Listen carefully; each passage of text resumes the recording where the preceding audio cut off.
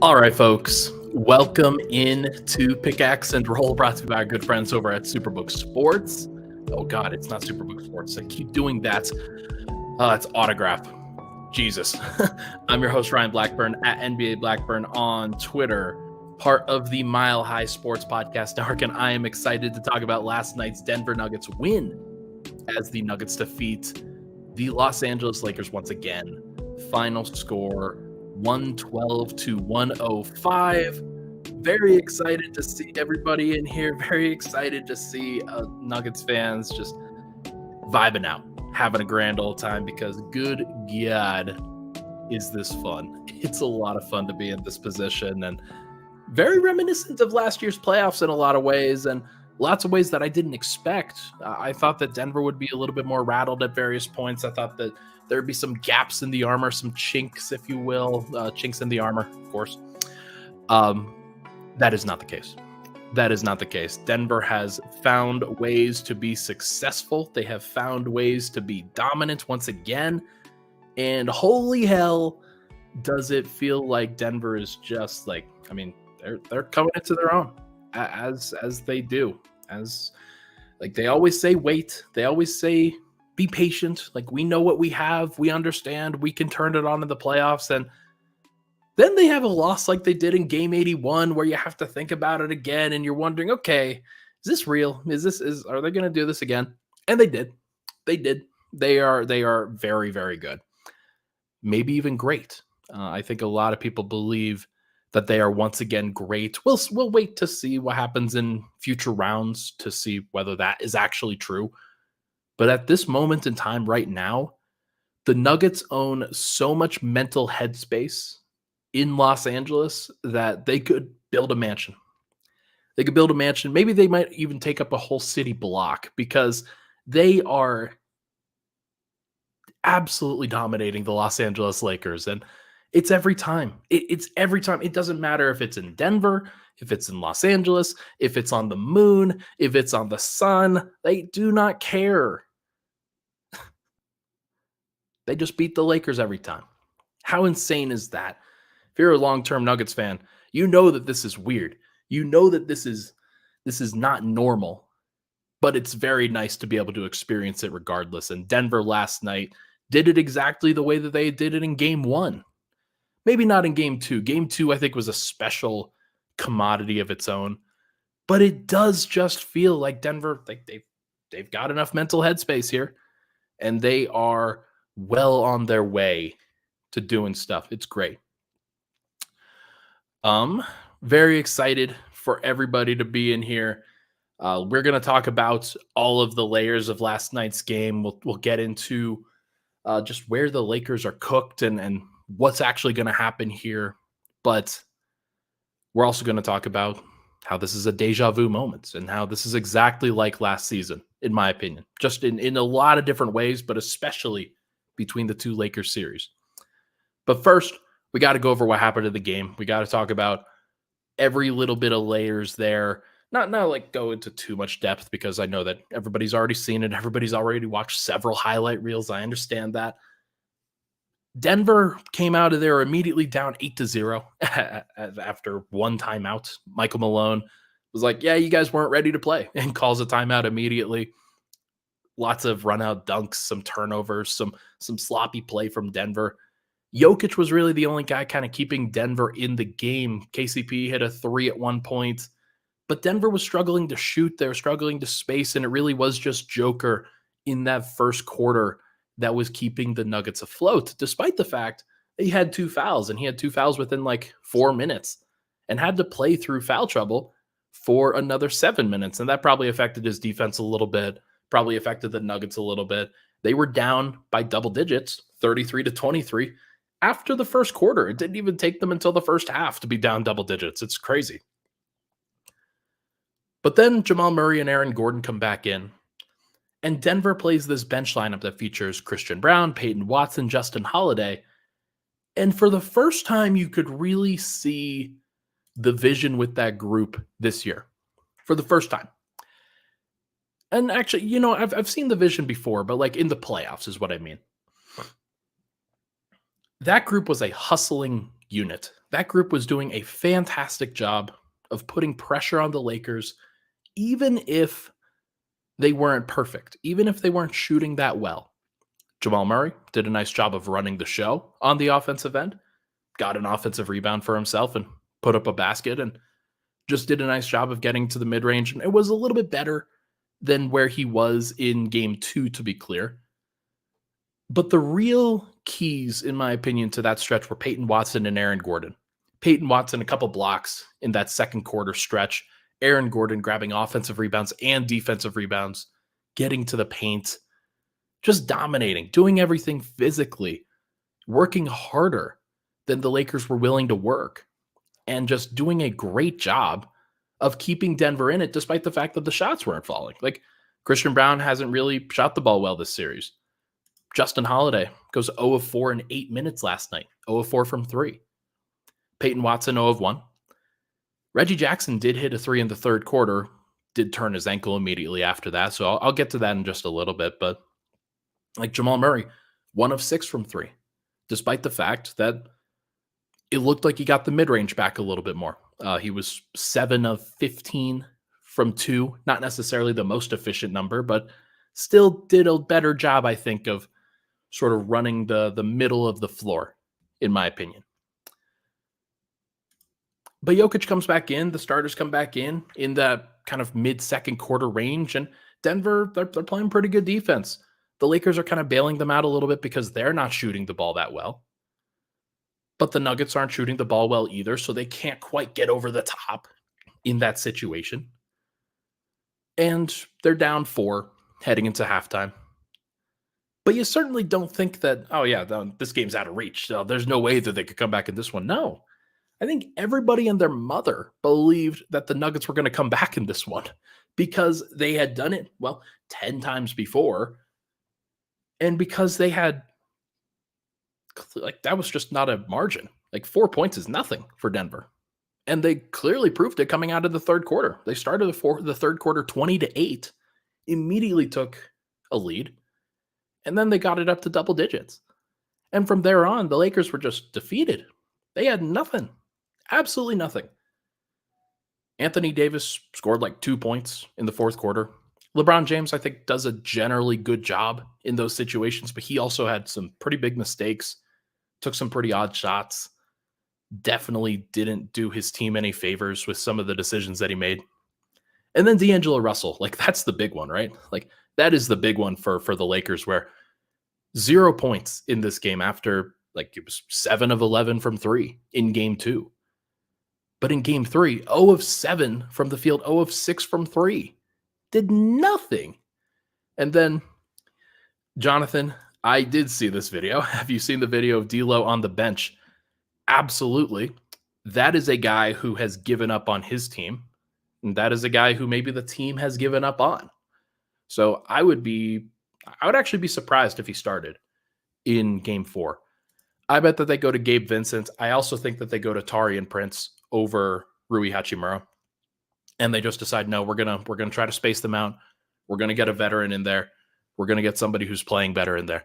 That's what I think is going to happen with the Lakers. But we'll talk about that more in segment 3. But it was just funny because you could absolutely feel how painful it was for the Lakers. Absolutely feel. Just this is not going anywhere for them. And the Nuggets just lulled them to sleep in the first half. They turned it on in the third quarter. And then in the fourth quarter, you've got guys like Michael Porter Jr., who hadn't played great in the first half. He got some shots to go in the third. But in the fourth quarter, Michael Porter is just making ridiculous shots. Just these are shot maker shots. These are ones that Michael Porter is paid to make for Denver, where he's in the mid-range. He had one toe on the line. Michael toe the line Porter Jr. for one of his 2-point attempts that should have been a 3.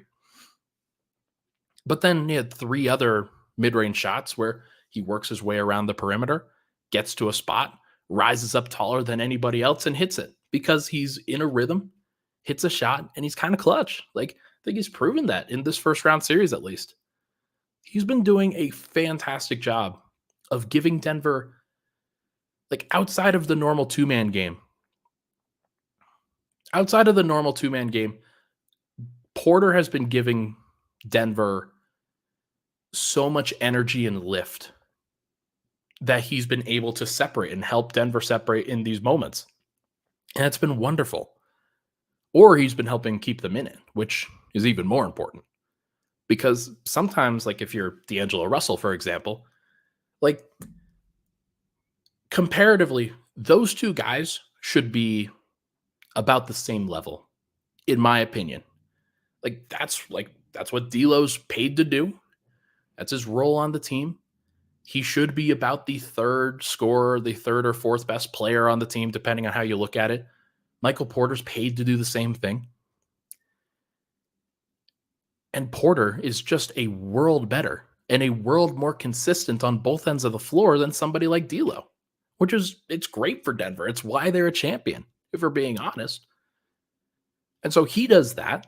Jokic takes his time and then leans into Anthony Davis and just works him up and down the floor on both ends in the fourth quarter, especially where Davis makes zero impact and Jokic is cutting in front of his face, trying to get easy shots, and he gets easy shots and gets them for himself and for his teammates consistently. And then Aaron Gordon, who I haven't made mention of enough yet, is just dominant. It's just dominant. And he's 29 points, 15 rebounds, 3 assists, 12 of 18 from the field, had 5 offensive rebounds and 10 defensive rebounds. And most importantly, in my opinion, shot 5 of 6 from the line, where I don't know if you guys remember last year, Gordon shot so well from free throws, from the free throw line in the first couple rounds, 2.5 rounds, whatever. And then he kind of regressed back to the mean after that. But for the first couple rounds, he was so locked in that he was shooting like nearly 90% from the free throw line at that point on a lot of attempts. And he was just locked in, and he's doing something fairly similar right now where the Nuggets have needed all of his free throws and he's delivered every single time. It's been great. And Denver just separates. The Lakers don't have enough. They make some hero shots at the end to try to get back into it. But clearly, this Nuggets team, like this should have been a double-digit win. That like Austin Reeves hit a 35-footer and then got an offensive putback and things like that. This was a double-digit win masqueraded as a single-digit win. This was one where it was very, very consistent, and the Nuggets proved exactly what they were supposed to do. So I'm treating this as a 10-point win, despite the fact that it was 7. Look, this felt like all of the others, or at least most of the others. This felt like one where Denver was in control, and the Lakers had zero say. They just didn't have any consistency. And the Nuggets, they know exactly what they're trying to do. Doesn't matter who's shooting well. It doesn't matter how many shots somebody's getting. It doesn't matter. Okay, the 3-point percentage isn't good. Denver's 5 of 28 from 3, 17.9%. Didn't matter. Because they worked the Lakers to the bone. Absolutely. Clearly and utterly. Worked them to the bone. And it was great to see. Like, it's just very, very clear in my mind that this Nuggets team, this Nuggets team knows exactly what they need to do against the Lakers. They just do. And it's very, very clear that they're going to advance in this series, and there's nothing the Lakers can do to stop it. The only question is what happens in Game 4 and if they're going to try to extend the series to a Game 5. It's the only thing. So pretty cool to be a part of that. Pretty cool to see that. And very, very exciting for Denver and for Nuggets fans that are wondering, okay, what are we going to get? How are we going to do in this situation? How's it going to feel? It feels pretty good. Feels pretty darn good. So let's take a break. When we come back, we are going to chat about just some different things like the deja vu aspect of this. I want to give more credit to each of the Nuggets role players. We'll talk about them a little bit more in the second segment. But first, everybody, this podcast, as you know, it's brought to you by our good friends over at Autograph. If you look in the bottom right corner of the screen, it says Autograph code MHS. Hold up your phone to that barcode and put in code MHS when you sign up. It lets them know that you came from us, and they're doing a great job of giving out like great opportunities for Nuggets fans and for NBA fans alike for all of their memorabilia, tickets, merchandise, things like that. They try to pay you back for being a great fan. And so it's free to sign up. All you got to do is go in the fan zone, go in the live feed, click on their videos, click on, this is just stuff that you would normally do on Twitter, stuff that you'd normally do on Instagram. Just go in there, sign up, use code MHS at your sign up, and you'll have plenty of opportunities to win rewards within the app. It's a really cool thing. Very excited to be a part of it. Thank you so much to Autograph to sponsor this video. We'll be right back on Pickaxe and Roll.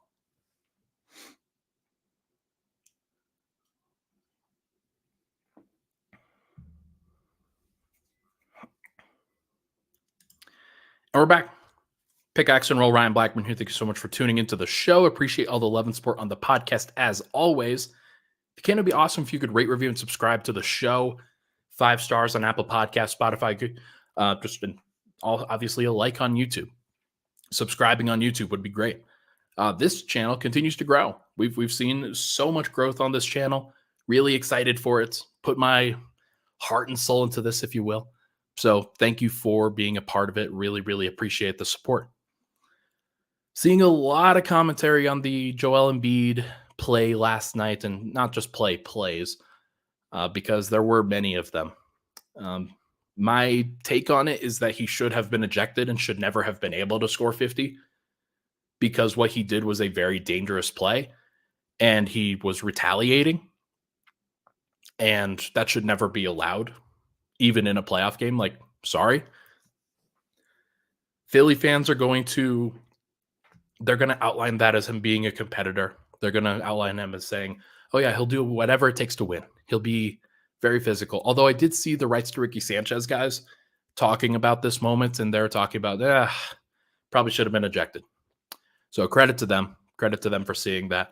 But there are so many other fans that are going to turn a blind eye to this, and it's too bad, because he was acting like a petulant child out there, and he's 7'2", and he's the strongest guy on the floor. So like, I don't know. He has had a lot of bad things happen to him, like the Bell's palsy thing that's happening to the left side of his face.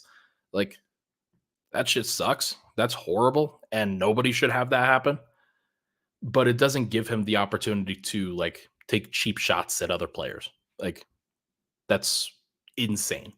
So I hope that he comports himself better in game 4, and that he comports himself better for the rest of the series. Like, there's just no place in the league for that. None at all. So I hope that he does better. Dr. Van Nostrand says, any Reggie update? Not that I have seen. I wonder if we don't get an update, because I'm here, obviously. I'm not in the building. I'm not asking the questions. Also, it would have been a tough way to ask the questions. I probably would have gone up to Reggie in the locker room and to see if I could ask him there. But so here's what happened. For those that don't know, I'm sure everybody that was here watched it and they know. But for those that didn't see it, Reggie Jackson hit a 3, and it was maybe his first 3 of the series. I don't remember, but it was a really nice moment, because Reggie's been getting a lot of criticism. And I've actually taken some criticism for defending Reggie Jackson on this pod. I've seen it, and I understand why. Nobody wants him to play excess minutes. But when he's only playing 8 or 9 minutes a game, I'm just not going to make a big deal about it. And he hits a big 3, and then he goes back down the other end of the floor, and he tries boxing out a bigger guy. I think he jumped, and then he landed on, I think it was Anthony Davis's foot, and turned his ankle. And it was bad. It looked kind of bad. And it's too bad, because like 55555-ish says here, he was actually playing okay. He was playing okay. It's very clear that he was playing reasonably. And like he was a plus minus of 0 in his 7 minutes. And like obviously he's not going to be super involved on like boxing out and on the glass and things like that.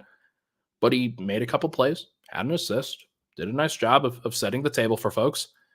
And I really hope that he stays healthy because if Denver doesn't have him, if the Nuggets don't have Reggie Jackson for next game, for example, you can't run Jamal Murray into the ground. So Denver's going to have to change up their rotation. Now, what could they do? Well, usually in the regular season, they would play Colin Gillespie. Colin Gillespie is not eligible because he's a two-way contract. So you have to go with other options. What are your other options? Well, you probably slide Christian Brown or somebody similar to backup point guard. Maybe you play KCP at backup point guard. And you can either go with an 8-man rotation with just those guys, or you can go 9 and you could maybe throw in Julian Strother as a wing while somebody else is playing backup point guard. Or you could throw in Jalen Pickett to play backup point guard. I don't think that they'll do that. I think that is a really difficult decision. It's a really tough place for any rookie to be in because Julian, for all that he played earlier this year and deserves credit for the way that he played, I don't think he's ready for the playoffs. I just don't. And I certainly know that Jalen Pickett is not ready for the playoffs. He's not ready for how fast this thing is going to go. His confidence is not going to be there. I feel pretty strongly about that. Now, it could obviously prove me wrong, and I hope that he did, and I hope that both of those guys would in that situation. That'd be great. But I think the most likely scenario, if Reggie Jackson can't go, is that Christian plays 4 minutes a half at backup point guard, and Jamal plays the other 40. And that's just how it is. That's just how it will be. And maybe Justin Holiday plays, because like the way that I was talking about it on last podcast was like basically what Denver is doing is they are splitting up Reggie Jackson and Christian and Justin Holiday's minutes. It's like 8 minutes per, so 16 total. And that's what Bruce Brown would be giving them.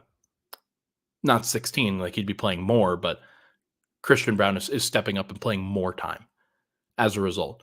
So maybe Justin Holiday just plays the other 8 and like they change up their rotation that way. Maybe they stagger KCP a little bit more. Maybe they stagger Michael Porter a little bit more, something like that.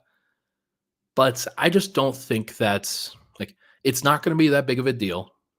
Nuggets fans shouldn't make it that big of a deal, but it's something that they'll have to manage.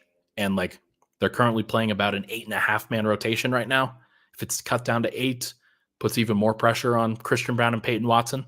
So I hope that those guys are ready for that because they will have some opportunities, Christian Brown especially, to really step up here and try to help out, to try to make things easier for the team.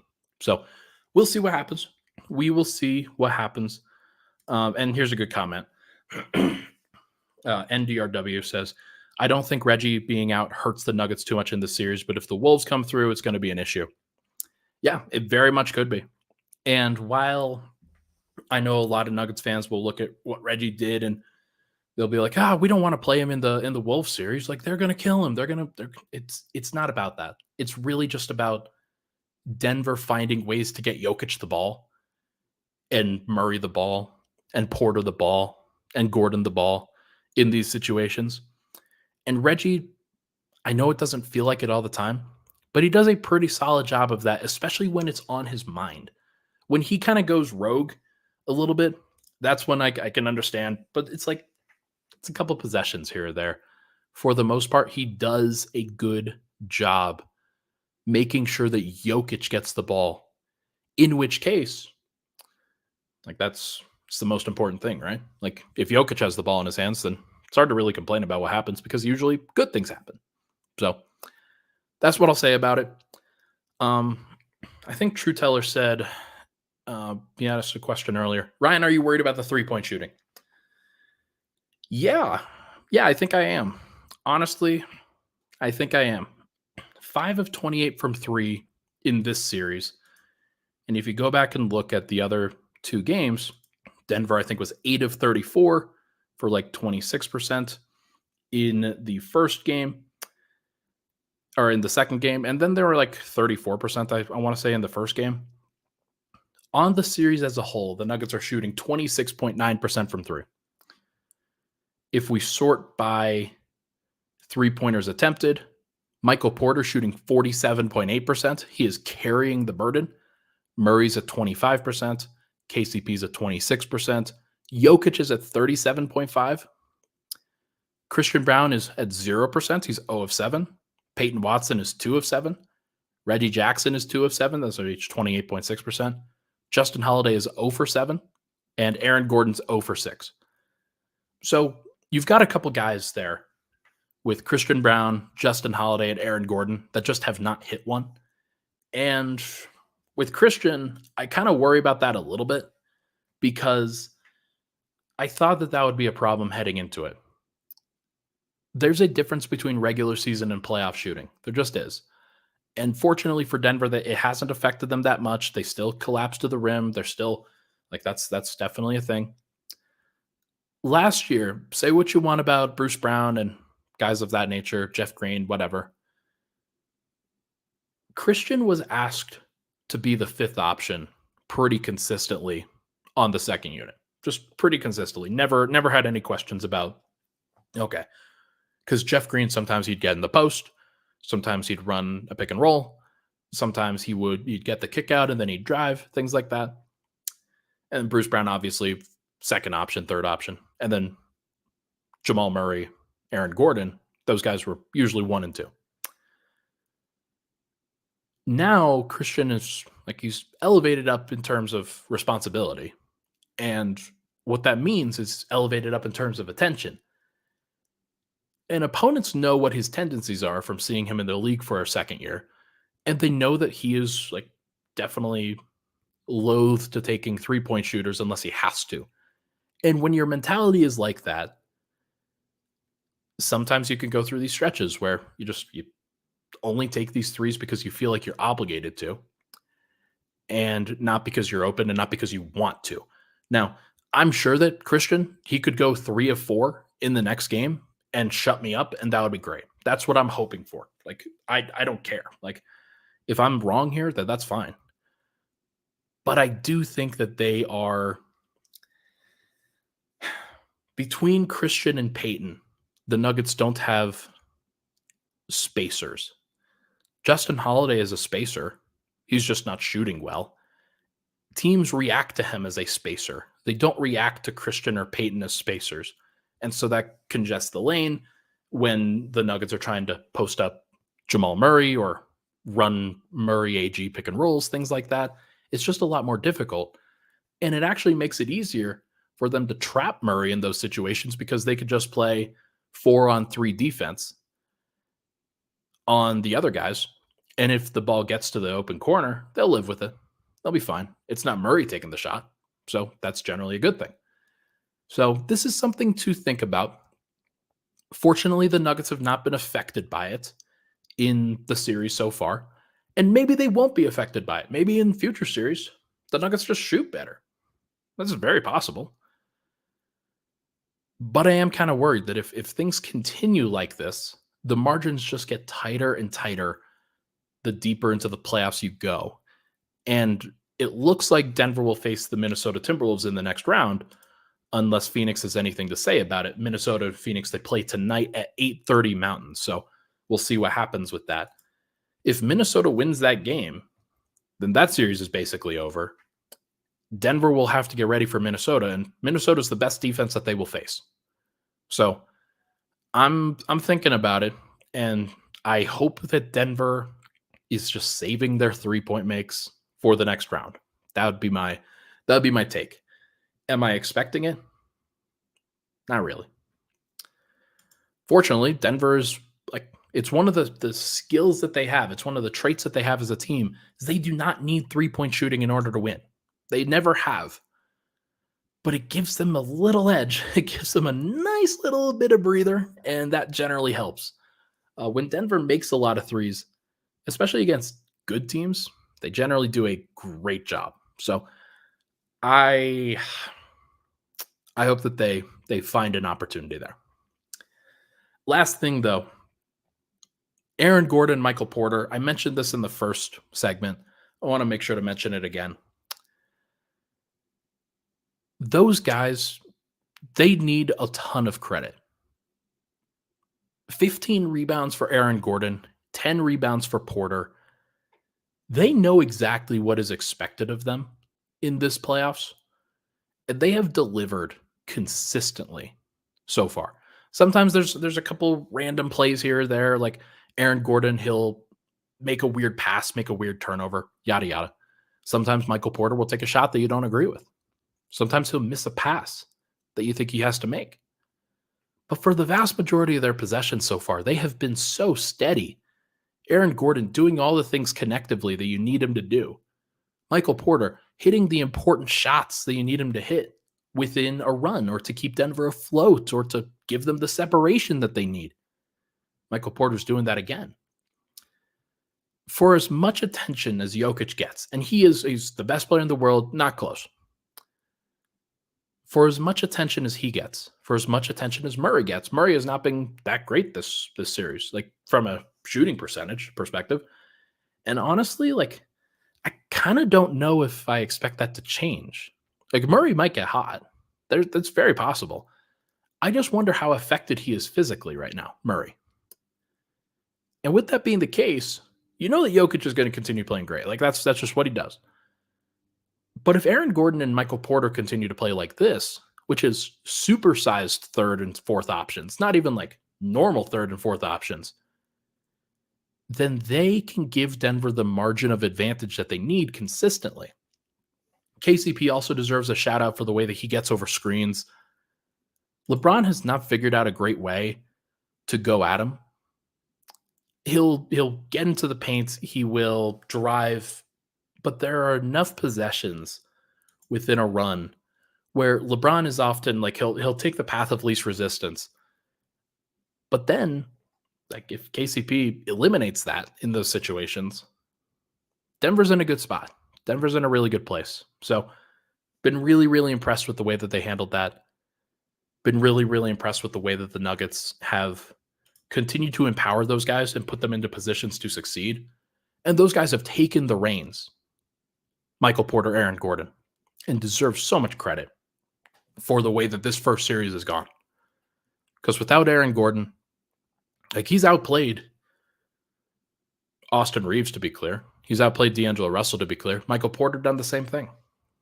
Neither of those guys, Austin Reeves or D'Angelo Russell, can say that they've really played close to the level that Denver's third and fourth options have. That's a big, big deal. So really excited for it. Let's take a break. When we come back, we are going to talk about what Game 4 could potentially look like, as well as take a look around the playoff picture. If you have any questions in the chat, drop them now on what the playoffs look like, on what the rest of the playoff picture looks like. What are you looking at? What do you want me to talk about?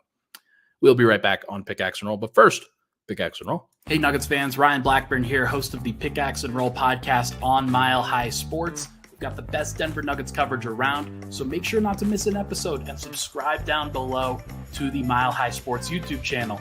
Nuggets off to a great start. Make sure not to miss a thing on Mile High Sports. All right, back at it. Pickaxe and Roll. Ryan Blackburn here. Thank you so much for tuning into the show. Hit that like button, hit that subscribe button. Would really, really appreciate it.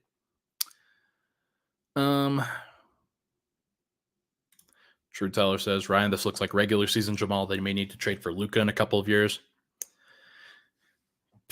I don't know. If they win another championship and then they're set up to win another one going forward, then do they have to? No. It would be cool. To be clear, if Luka and Jokic together would be really cool. I'm not sitting here and saying that they shouldn't. But as long as they are continuing to win championships and continuing to put Jokic in positions where he can just deliver at the end, there's no problem with, like, Jamal should stick around. Like, this is a peanut butter and jelly, man. Like, there's no reason to break this up sooner than what you think. Like, what you're doing is assuming that they will fail, or that they will, like, falter going forward, or that maybe Murray will not be healthier in a future playoff series. And he might not be. He might not be. But I will continue to have faith in Jamal. I'll continue to have faith in Nikola. I'll continue to have faith in them together and the like what the Nuggets have put together here until proven otherwise. Because, like, why would I deviate? Why would anybody deviate at this point? Why would the Nuggets deviate? This is not the time to really talk about that. If the Nuggets lose, if they get eliminated from the playoffs, we can start having those discussions. But until then, like, I just want to continue to give those guys the benefit of the doubt. They're champions, man. Like, what are we doing? What are we doing? Come on.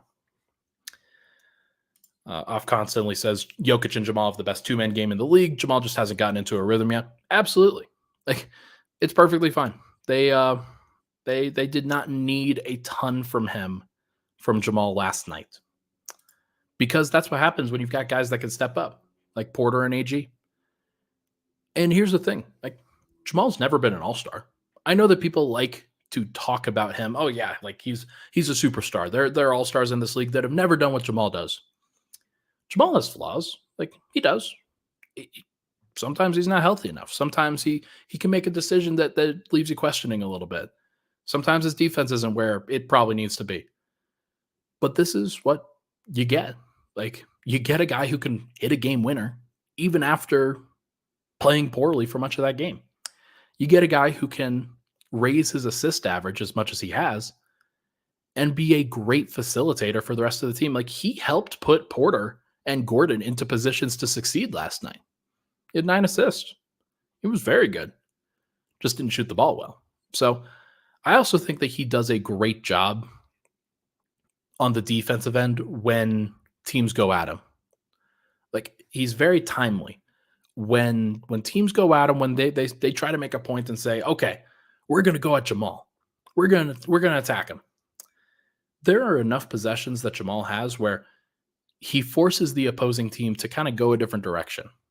And that's important in this situation because the moment you trade somebody like Jamal, you're just changing everything. So I'm never like, I hope that they never have to break up this team. I hope that they never under any circumstances have to break up this group. Like, there's just no reason at all to deviate. I think the Nuggets would, like, at this point, I think they agree. So hopefully they can continue to keep this group together for as long as possible. Okay, already spent more time on that than I probably should have. Okay, the rest of the playoffs. Actually, no, let's talk about Game 4. What's going to happen in Game 4? How are the Nuggets going to handle it? I think the Nuggets are probably going to go to that, like, pretty consistently. They are going to try to start the game a little bit faster, I would assume. But here's the thing. It's like the Lakers have taken a double-digit lead in the first half every single time. I expect them to probably do the same. They will probably do the same.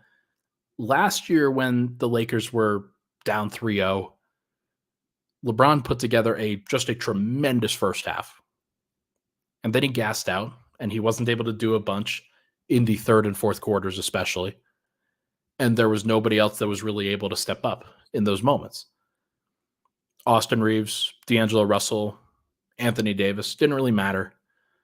They didn't really have enough gas left in the tank in that moment.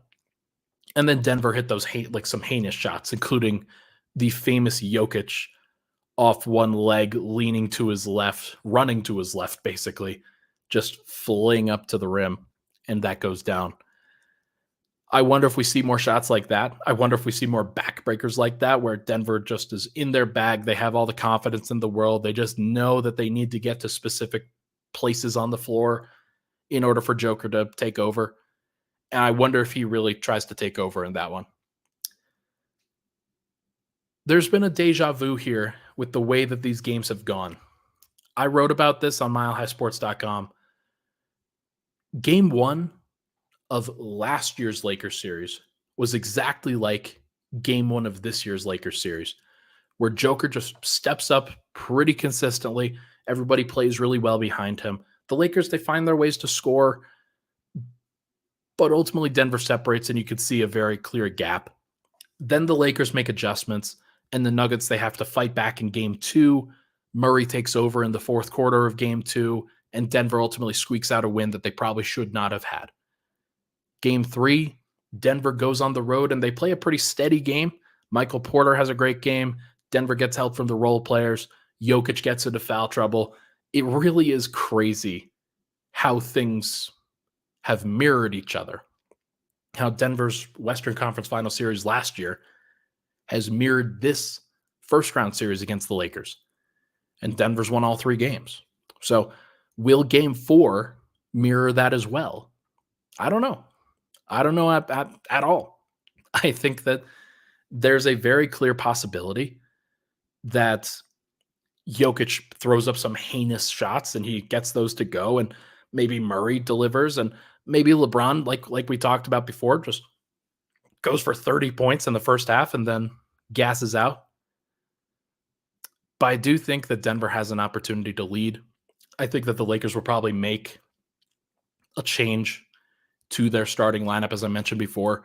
If I had to guess, I would say that D'Angelo Russell gets benched and that they go with Gabe Vincent in his place, and that they go with Taurean Prince in place of Rui Hachimura. If that is what happens, then that changes a little bit. For what the Nuggets are supposed to do in those situations offensively and defensively. Jokic will have to guard AD, and he'll have to do it well. He hasn't done a great job of it so far this series. Like, AD's had 30 points in each of the games, and it really isn't until Aaron Gordon starts defending Anthony Davis that really changes things. Maybe Jokic will defend Taurean Prince a little bit. That would be, I guess, a possibility, but Denver's going to have to find ways to figure out how to manage that, because the Lakers, I think, are going to score. The difference is they're going to be smaller. Gabe Vincent is smaller. Taurean Prince is smaller. It's very possible that they play more three-guard lineups with LeBron at the 4, AD at the 5, and then somebody like a Spencer Dinwiddie along with Gabe Vincent and Austin Reeves. So if that's the case, then Denver's going to have to be better offensively. They just are. They're going to have to shoot better. They're going to have to drive better. They're going to have to use their cuts. They're going to have to get behind the defense. They're going to have to go for offensive rebounds, things like that. And they have to execute really, really well. Because if they don't, it wouldn't surprise me if the Lakers really get out and run, if they really execute pretty well on the other end of the floor, and Denver just has some problems defending them. But can I say anything other than I think the Nuggets will sweep the Lakers? I think that they will. At this point, like, the Lakers are broken. They'll try things. LeBron is somebody who's he's going to play hard. Anthony Davis will probably play hard. Can they expect a bunch from D'Angelo Russell? Could they expect a bunch from the rest of their bench? I don't know. It also wouldn't surprise me if this mirrors the T-Wolves series from the first round last year, where Denver gets up and they get a 3-0 lead, and then they mess around a little bit, and then, crap, Denver kind of gave up the rope a little bit, and they let the Lakers win game 4, and now you have to go back to game 5, and then the Lakers give them hell in game 5, and Denver has to really fight in that one. So, I don't know. I don't know what's going to happen, folks. I think that it's very important for Denver to try to take out LA in game 4. If they get an opportunity, they'll get more rest opportunities. They'll have plenty of time to sort of recover from the mental stress of playing the Lakers, which there's just a lot that goes on. You're at the spotlight. There's a lot that goes on with that. It's a little bit different from facing the T-Wolves in the first round last year. So I think in general that if Denver can take care of this in 4, it's going to really help them. It'll be good. That is not a hot take by any stretch of the word, but I would look for Murray to try to get going a little bit more. I would look for KCP to try to get going a little bit more. I remember in game 4 of last year's playoff series against the Lakers where KCP, I think, really played well. That is anecdotal. I don't quote me on that. I just have that recollection. And then if Joker took over and really kind of put a stamp on the series, that'd be great too. Like just 35, 40 points, 15 rebounds, 7 assists. How dope would that be? That'd be sick. All right. I think that is everything that I've got for this episode of Pickaxe and Roll. What a way for this series to go. I thought that the Lakers would get one of these first 3 games. I did not expect a sweep. I expected Nuggets in 5. Maybe that still happens, but it just feels like the momentum is just continuing to push the Lakers out of the way of the Nuggets. It's wild to feel, wild to see. Everybody, that is going to do it for this episode of Pickaxe and Roll, brought to you by our good friends over at Autograph. Make sure to go scan that barcode in the bottom right corner. Really appreciate all the love and support. Hit the like button, hit the subscribe button. It's always great to be able to do this. I'm going to be potting with Swipa probably on Sunday, I'll say. We'll probably do a podcast on Sunday, weekends with Swipa style. Should be a great, great time. Really appreciate everybody for locking in with us. And we'll have some comments. We'll have some commentary on Game 4, I think, as well. That should go out tomorrow. Thank you so much for tuning into the show. Appreciate all the love and support on the podcast as always. We'll talk to you guys very soon.